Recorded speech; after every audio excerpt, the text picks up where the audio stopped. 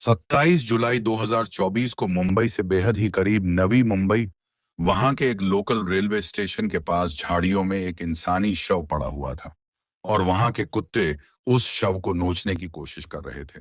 ये मंजर जब वहां के आसपास के लोगों ने देखा तो वह बहुत ज्यादा शॉक हो गए। उन लोगों ने फौरन ही पुलिस को कॉल कर दिया।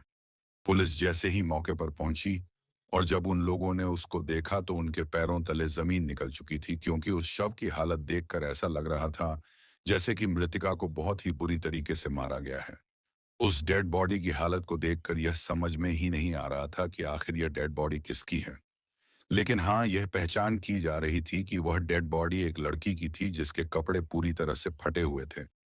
उसके शरीर पर अनगिनत चाकू से वार हुए थे और साथ ही साथ जो उसके बाल उनको बुरी तरीके से नोचा गया था। उस लड़की की इतनी बुरी हालत की गई थी कि कोई दुश्मन भी ऐसी हालत नहीं कर सकता। इतना ही नहीं, उसके प्राइवेट पार्ट को भी बुरी तरह से रौंदा गया था। जब पुलिस यह चीज देखती है तो वह उनके पैरों तले जमीन निकल जाती है।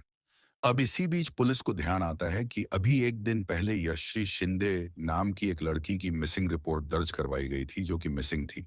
इसीलिए पुलिस को ऐसा लगता है कि कहीं ये डेड बॉडी उसी लड़की की तो नहीं है, क्योंकि उस लड़की के बारे में अभी कुछ भी पता नहीं चला था।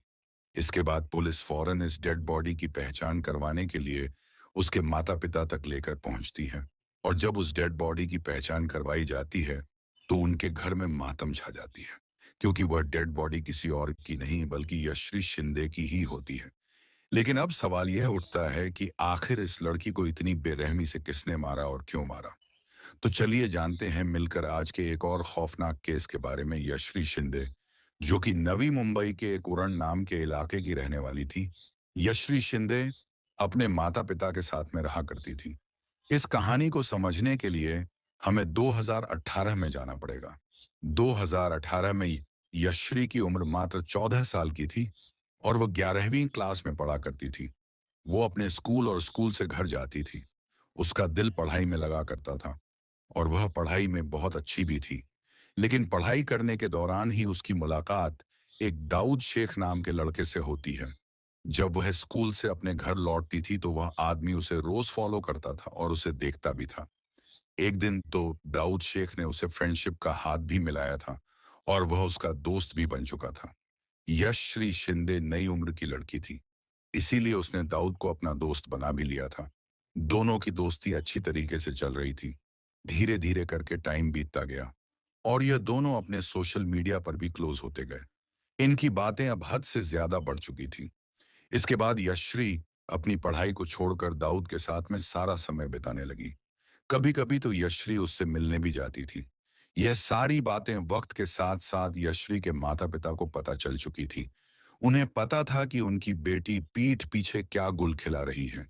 उसके माता पिता को बिल्कुल भी पसंद नहीं था कि उनकी बेटी अली अभी इतनी कम उम्र में इन सब चीजों के अंदर पड़े। इसीलिए उन्होंने अपनी बेटी को समझाया कि अभी तुमको इन सब चीजों में नहीं पड़ना है। तुम्हें सिर्फ और सिर्फ अपनी पढ़ाई पर ध्यान देना है, क्योंकि यशरी के सपने बहुत बड़े थे। लेकिन इतना सब हो जाने के बाद भी यह सिलसिला वक्त के साथ रुका नहीं, बल्कि और बढ़ता चला गया।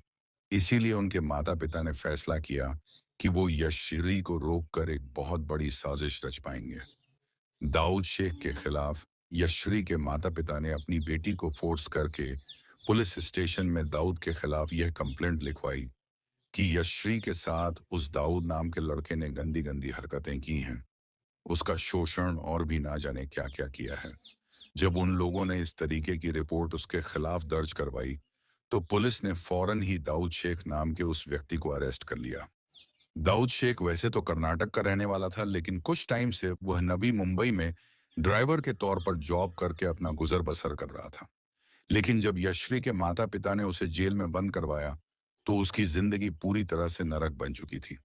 फिलहाल उसे कितने महीने कितने साल तक जेल हुई, वह किसी किसी आर्टिकल में अभी मेंशन नहीं किया गया था, लेकिन हाँ, उसे जेल जरूर हुई थी। और जब वक्त के साथ साल 2024 आता है तो वह जेल से रिहा हो गया था। साल 2024 में वह बिल्कुल भी जेल में नहीं था और वह फिर से अपनी ड्राइविंग का काम कर रहा था। अब दाऊद जैसे जेल से बाहर होता है तो वह दोबारा से यशरी से कांटेक्ट बनाने की कोशिश करता है। और यशरी पहले बच्ची थी, इसीलिए वह अपने माता पिता की बातों में आकर ऐसा कदम उठा ली थी। लेकिन अब वह दाऊद के लिए उसके दिल में प्यार जाग जाता है और वह दोनों फिर से बातें करना शुरू कर देते हैं। यशरी अब कॉलेज पास कर चुकी थी। अब वो 20 से 21 साल की हो गई थी और उसे घर पर भी ज्यादा कोई रोक टोक नहीं होती थी। दोनों बातें करते थे, मिलने जाते थे। यह सब सिलसिला फिर से शुरू हो चुका था। यशरी कॉलेज पास करने के बाद डेटा एंट्री ऑपरेटर के रूप में जॉब करती थी, इसीलिए घर से उसे पूरी तरह से छूट मिल चुकी थी। यशरी के दिल में दाऊद के लिए पहले से बहुत ज्यादा प्यार बढ़ चुका था। वो उस चीज के लिए माफी मांग रही थी कि मैं बचपन में ऐसा कदम उठाई थी। आज के बाद मैं ऐसा कभी भी नहीं करूंगी। और अब दोनों का प्यार इतना मजबूत हो चुका था कि अब चाहकर भी उनको कोई अलग नहीं कर सकता था। पर दोस्तों, अचानक ही उन दोनों की जिंदगी ने एक नई मोड़ ली और तारीख आती है 25 जुलाई 2024। यह वह तारीख है जब यशरी अपने घर पर अपने माता पिता से यह बोलकर निकलती है कि वह अपने करीबी एक दोस्त के घर पर जा रही है।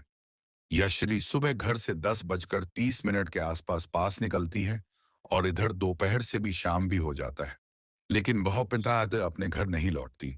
इसके बाद माता पिता यशरी का थोड़ा और इंतजार करते हैं और इंतजार करते करते रात भी हो जाती है, लेकिन यशरी अपने घर पर नहीं आती।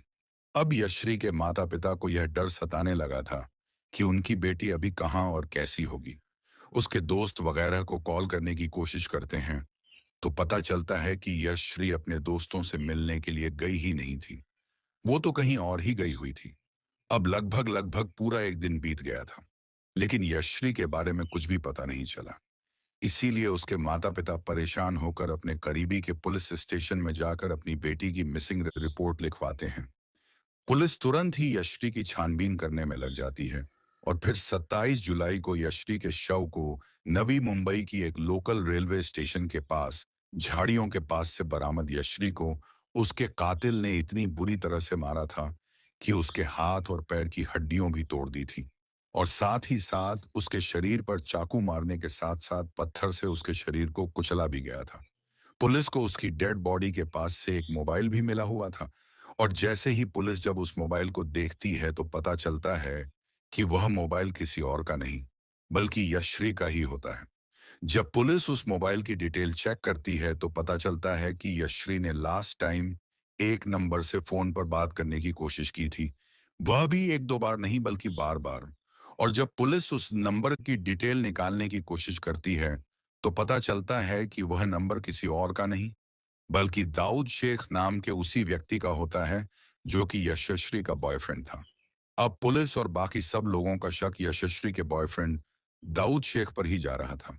यशस्वी के परिवार वालों ने दाऊद शेख पर इल्जाम लगाते हुए पुलिस से कहा कि उसी के बॉयफ्रेंड ने ही उसकी हत्या की है, क्योंकि वह पास्ट का एक बहुत ही पुराना बदला लेना चाहता था। दाऊद शेख, जो कि अब मुंबई छोड़कर फरार हो चुका है और पुलिस को दाऊद शेख की तलाश है, वह जल्द से जल्द उसको ढूंढकर यशरी के कातिल को एक बहुत ही कड़ी से कड़ी सजा देना चाहते हैं। दाऊद ने यशरी को क्यों मारा? उसने उसे जेल में बंद करवाया था? क्या उसके लिए उसने उसकी हत्या की या फिर इसके पीछे का कारण कुछ और ही है?